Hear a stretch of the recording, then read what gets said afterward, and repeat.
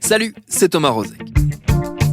J'ai toujours détesté la géographie. Je sais pas vraiment pourquoi. Je sais pas si c'est à cause des 4 années que j'ai passées à la fac à étudier l'histoire et du fait de la rivalité entre les deux matières qui subissent un mariage forcé au collège et au lycée depuis la nuit des temps, ou si c'est justement à cause de cet enseignement double et de l'ennui profond que provoquait chez moi à l'adolescence l'étude des cartes de la production agricole russe.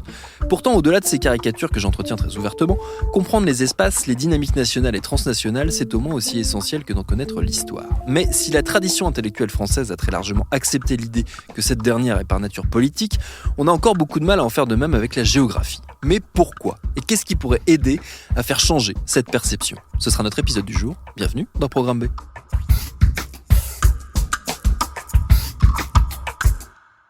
Notre invité, c'est Renaud Duterme. Il est enseignant diplômé en sciences du développement et de la population de l'Université de Bruxelles.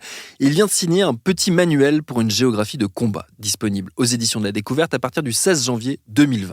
J'ai commencé par lui demander pourquoi on avait du mal à percevoir la géographie comme étant quelque chose de politique. Bonne question, mais à mon sens, c'est d'ailleurs une des raisons pour laquelle moi j'ai commencé à vouloir écrire un peu là-dessus.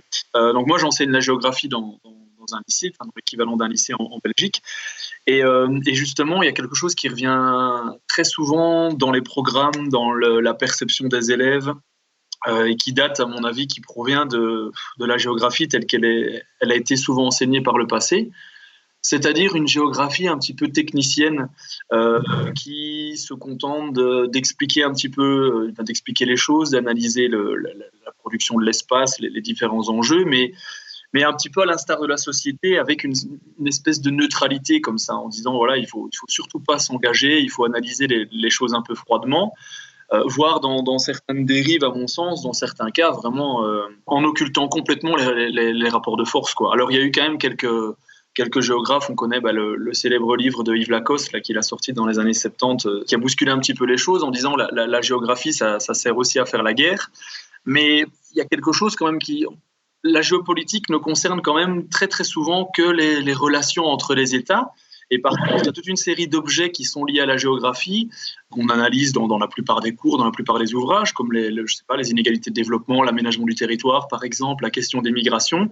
Et là, c'est quand même beaucoup plus rare de voir vraiment une analyse des rapports de force, etc. En tout cas, surtout dans les programmes scolaires. Je ne sais pas comment c'est en France, mais d'après ce que j'ai vu, c'est un petit peu les mêmes dérives qu'en Belgique. Et nous, en Belgique, je trouve qu'on est vraiment dans des programmes qui sont très, très prudents par rapport à ça et qui, à mon sens, passent à côté de l'essentiel, puisque l'espace également n'est que le produit de rapports de force, en fait. Et rien ne peut, à mon sens, se comprendre sans ça. Il y a une dimension quand même que vous soulignez, sur laquelle on a un petit peu avancé et sur laquelle on commence à avoir une perception un peu plus politique. C'est un domaine très spécifique qui entre dans le cadre de la géographie, qui est la cartographie, où là, on admet un peu plus généralement que la présentation du monde sous forme de carte, telle qu'on nous la soumet ou telle qu'on nous l'a appris, est politique. Il y a pas mal de citations, notamment, qui disent souvent qu'en général, dans un champ de bataille, la bataille se fait également sur le terrain des cartes, puisque on le voit notamment dans les différents conflits internationaux où la carte est vraiment un enjeu. Et on connaît aussi les célèbres manipulations des cartes, notamment par les autorités soviétiques, où on déplace des villes, on en invente, etc. Et évidemment, dans la plupart des conflits et la grande majorité des conflits sont quand même souvent liés à des enjeux de frontières, etc. La carte, là, est vraiment un outil important. Mais excepté ça, je trouve que la géographie est quand même relativement prudente, encore une fois, en termes de rapport de force. Et encore même, quand on parle de la cartographie, je suis d'accord avec vous quand on parle de la cartographie interétatique, donc c'est-à-dire dans les conflits et ainsi de suite. Mais si on prend par exemple la cartographie de projets urbains ou la cartographie des inégalités de développement, etc., on voit vraiment un peu quelque chose qui échappe vraiment encore une fois au rapport de force. Et notamment, je pense que ça, c'est un peu une dérive également de la cartographie, c'est de se focaliser sur toujours des cartes en fonction des États. Et ça, c'est vraiment un des gros problèmes, je pense, parce qu'en faisant ça, on en arrive à occulter complètement les rapports de force qui existent au sein de ces États. Si je prends un bête exemple, parce que c'est un petit peu en lien avec la question en France, notamment l'enjeu des retraites, etc. Quand on prend souvent, on a souvent des cartes qui reviennent en termes d'espérance de vie, par exemple. Ce qu'on oublie souvent, c'est qu'il y a des énormes disparités au sein d'un État, voire même au sein d'une ville, en termes d'espérance de vie. Et donc ça aussi, la cartographie commence à envisager ça, mais malheureusement, c'est souvent une cartographie qui reste, on va dire, dans des milieux qui sont assez académiques. Et quand on regarde la cartographie qui passe un petit peu l'espace public, ça se concentre encore majoritairement à l'échelle étatique. Et à mon sens, ça, c'est vraiment quelque chose qui occulte vraiment pas mal de réalités, quoi. Parmi les choses qu'on occulte dans nos rapports de force et dans la géographie de nos rapports de force, ce que vous décrivez dans votre manuel, c'est en gros la dimension géographique du capitalisme, si je résume très fortement.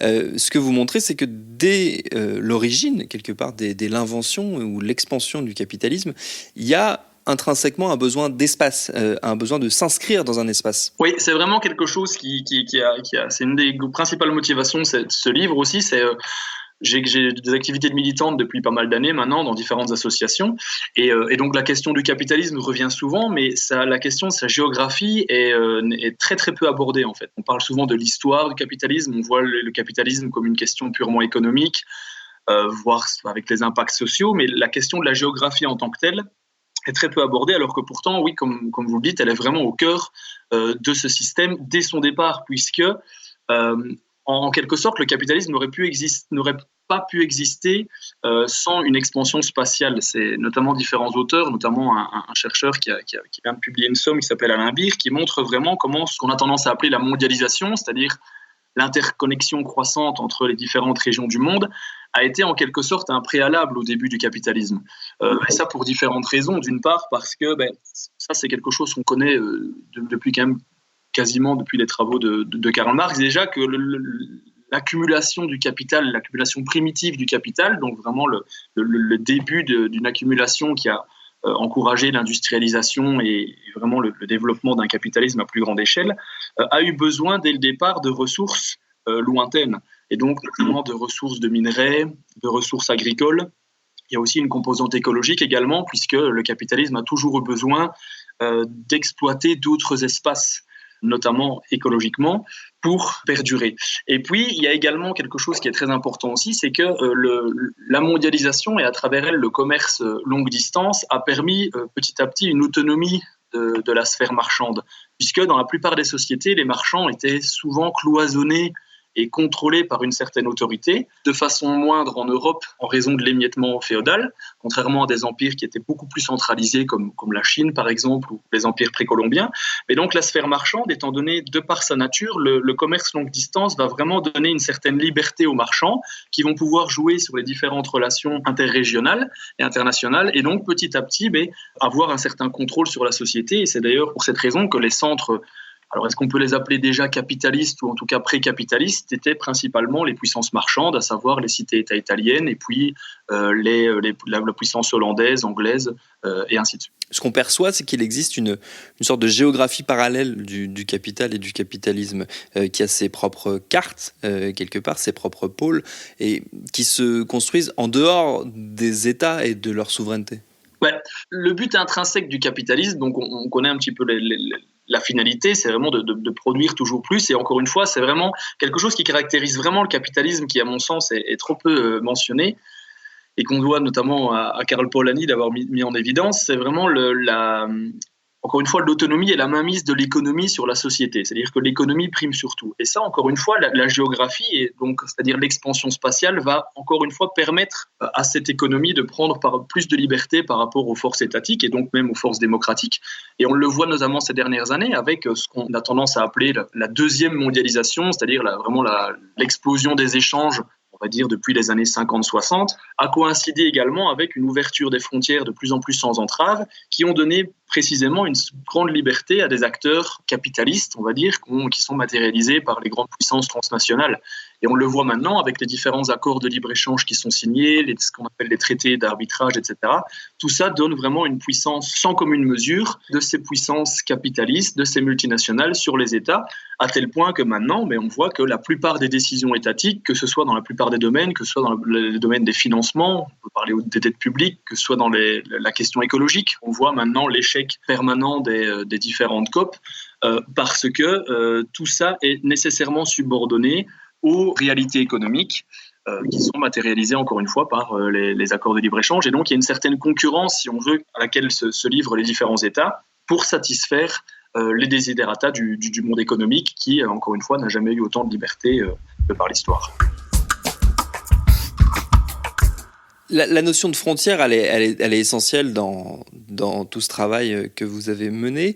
Vous insistez notamment sur un paradoxe qui est la manière dont cette libre circulation quelque part du capitalisme influe sur ce qu'on appelle aujourd'hui le repli identitaire, ce qu'on constate comme étant à l'œuvre en ce moment politiquement, notamment du côté occidental, qui est en train de se mettre en place. Oui, il y a en fait un petit peu un double paradoxe, c'est-à-dire que le capitalisme a besoin de se faire circuler les marchandises, les flux de capitaux, dans une moindre mesure les personnes, en permanence. Et donc, on pourrait dire a priori qu'un capitalisme n'a pas besoin de frontières, justement. Dans un sens, c'est vrai, mais le paradoxe, c'est que le capitalisme a également besoin de régions... il a besoin d'inégalités entre les régions, notamment parce que la contradiction fondamentale du capitalisme, qui est vraiment au cœur un peu de ce projet de livre, c'est que c'est la contradiction entre sa nécessité de produire toujours plus en permanence et son incapacité à vendre ce qu'il produit, notamment pour différentes raisons, parce qu'il y a une saturation des marchés, parce que la main-d'œuvre, les coûts de la main-d'œuvre sont systématiquement abaissés. On le voit maintenant à travers les politiques de flexibilisation salariale, qu'on appelle de flexibilisation salariale, etc. Ça veut dire que le capitalisme porte en lui des germes de surproduction qui se traduit matériellement par différentes crises. Or, historiquement, le capitalisme a très souvent surmonté ces crises par l'expansion géographique, c'est-à-dire en trouvant des nouveaux marchés ailleurs. Et pour cette raison, il faut nécessairement qu'il y ait un différentiel de développement. Je sais que le mot développement est un petit peu est ambigu, mais on va l'utiliser pour des raisons pratiques. Et donc, il faut nécessairement que le capital puisse exporter ses surplus dans des régions qui sont moins développées et donc dans lesquelles les perspectives de profit sont bien plus élevées. Donc là, on voit déjà le premier paradoxe, c'est-à-dire qu'un capitalisme a besoin d'une certaine liberté de circulation tout en ayant des frontières qui sont, même si elles sont invisibles, sont quand même marquées entre des mondes qui sont plus ou moins riches. Et le deuxième paradoxe, c'est que étant donné cette circulation du capital et cette toute puissance de l'économie, on voit que tout cela provoque une certaine insécurité chez les populations. Alors cette insécurité peut être économique, on le voit chez nous avec, encore une fois, le précariat, le chômage généralisé, la pression sur les salaires, etc.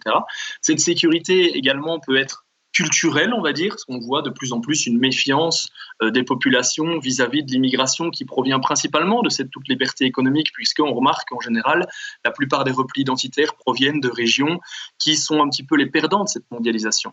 Et donc, paradoxalement, on va avoir une tendance chez ces gens-là à vouloir se replier et à renforcer les frontières. Et ça, c'est quelque chose, à mon avis, qui est un petit peu inné, parce que la plupart des populations cherchent une certaine sécurité et ne sont pas adeptes du tout marché une fois que ces effets négatifs se font sentir. Et donc, en général, on remarque que dès que la sphère économique atteint une toute puissance, et encore une fois, cette toute puissance n'a probablement jamais été inégalée dans l'histoire, on voit qu'il y a un repli et une recherche de sécurité, de repères, qui se matérialise de plus en plus par des replis identitaires. Et c'est clair qu'on ne peut pas comprendre l'élection de Donald Trump ou alors les débats par rapport au Brexit. Et même dans d'autres pays qu'on appelle émergents, comme l'élection de Bolsonaro au Brésil, on ne peut pas comprendre tous ces phénomènes sans analyser clairement cette contradiction et cette dimension mondiale qu'a pris le capitalisme. Là, on parle beaucoup du côté macro, on va dire, des rapports à un niveau étatique. Vous êtes intéressé aussi à un domaine plus micro, c'est ce que vous mentionniez tout à l'heure, c'est-à-dire en rentrant à l'intérieur des cartes, dans les cartes qui sont dans les cartes quelque part, et notamment à ce développement, cette explosion du capitalisme fait en termes d'urbanisation. C'est un des traits saillants du livre. En fait, par rapport à la contradiction que j'évoquais tout à l'heure, donc, et au besoin permanent du capitalisme de produire en permanence, on voit qu'il y a clairement un lien avec l'urbanisation. Ça, on doit vraiment au chercheur américain David Harvey d'avoir mis ça en évidence. C'est-à-dire que l'urbanisation va avoir également, donc la production de la ville, va avoir le même rôle, si on veut, que l'expansion spatiale. C'est-à-dire que l'urbanisation va permettre aux capitaux et à la surproduction de trouver des nouveaux marchés.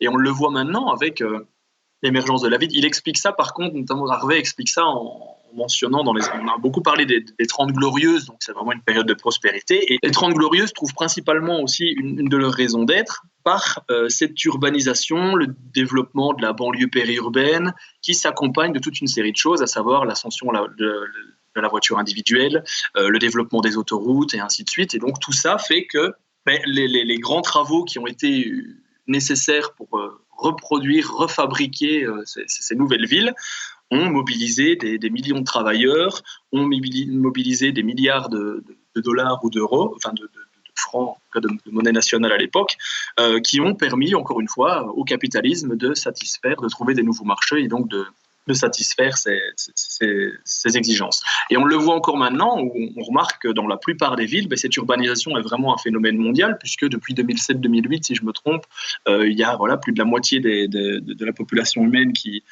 vit en ville. Donc on voit vraiment que ce n'est pas uniquement une tendance des pays dits industrialisés, même si les causes dans les pays plus pauvres sont différentes. Mais on voit vraiment, du côté de la Chine, par exemple, on voit vraiment que les contradictions du capitalisme en Chine sont vraiment assez flagrantes, puisque on a remarqué que le capitalisme chinois s'est vraiment développé en étant l'atelier du monde et donc en produisant pour la plupart des pays, sauf que, étant donné la situation précaire de ses principaux partenaires commerciaux, on voit le capitalisme chinois essayer de trouver de nouveaux débouchés intérieurs, ce qui se fait notamment par le développement d'une classe moyenne et par le développement d'une nouvelle classe urbaine. Et donc, on voit que la Chine est un chantier permanent et ça se traduit par énormément de villes qui sont plurimillionnaires. Donc, c'est encore vraiment un exemple concret qui montre que cette urbanisation, depuis le début, en fait, Harvey analysait déjà ça avec Paris au XIXe siècle, sert vraiment, encore une fois, d'exutoire, si on veut, pour les différentes marchandises qui sont produites. Comment la géographie s'inscrit dans tout ça, dans tout ce qu'on vient de décrypter ? Est-ce qu'elle est là pour souligner ce qui existe, pour se projeter vers l'avenir sur ce vers quoi nous entraîne le modèle actuel, pour proposer des alternatives ? Comment est-ce qu'elle s'inscrit dans tout ça ? Alors, je pense qu'il ne faut pas non plus donner trop de pouvoir plus de pouvoir que la géographie n'en a vraiment, mais je pense que la force de la géographie, moi en tout cas dans le cadre de ce travail, clairement, c'est un objectif à mon avis de lutte, clairement. Enfin, c'est de proposer un outil de lutte qui sera utilisé, qui ne sera pas utilisé, ça l'avenir nous le dira, mais ça c'est vraiment quelque chose, je pense, qui doit être important, c'est que la géographie se décloisonne un petit peu des milieux académiques. Et ça, c'est vraiment une de ses grandes faiblesses, je pense, et moi je le vois un peu en tant qu'enseignant également, c'est que les premiers élèves que j'ai souvent, c'est qu'ils ont vraiment une très mauvaise image de la géographie, et on a un peu, encore comme le début de notre conversation, l'idée d'une géographie qui est fort théorique, etc. Et ça, c'est quelque chose, à mon sens, dont de nombreux militants doivent un petit peu s'emparer, c'est-à-dire essayer d'amener cette question un peu au-delà des sphères académiques. Mais je pense qu'une des forces de la géographie également, c'est d'articuler différentes échelles, c'est-à-dire d'articuler des luttes qui sont locales avec des revendications qui sont beaucoup plus globales. À titre d'exemple, on ne peut pas envisager des questions écologiques fondamentales, comme le retour à une agriculture de proximité, par exemple, ce qui est quelque chose qu'on peut trouver dans la bouche de quasiment tous les partis politiques. On ne peut envisager un retour et une promotion de ça sans remettre en cause les différents accords de libre-échange qui mettent en concurrence les agriculteurs de différentes régions du monde. Donc c'est ça qui, à mon sens, est important et c'est un petit peu quelque chose qui m'a animé quand j'ai écrit ce bouquin, c'est vraiment essayer d'articuler les différentes questions, d'articuler les luttes locales avec des revendications beaucoup plus globales et surtout de faire le lien entre les différents combats. C'est aussi quelque chose qui parle de la mondialisation, c'est une question un peu qui est en filigrane de tout ce livre, parce que contrairement à ce qu'on pense, la mondialisation, on pense souvent que la mondialisation doit être pour, contre, ça n'a pas vraiment de sens. Nous sommes dans un monde mondialisé pour une bonne part, je pense que c'est irréversible. La question est de savoir, quelle mondialisation est-ce que l'on veut ? Est-ce qu'on veut une mondialisation qui met en priorité, encore une fois, les impératifs économiques au détriment de tout le reste, ou est-ce qu'on envisage une mondialisation qui met en lien la coopération, les échanges culturels, en cloisonnant l'économie à sa place, en la réencastrant dans la société. Et là, encore une fois, je pense que la géographie a tout son rôle à jouer. Et ça, c'est entendable, même pour les allergiques congénitaux à cette discipline, et je parle d'expérience.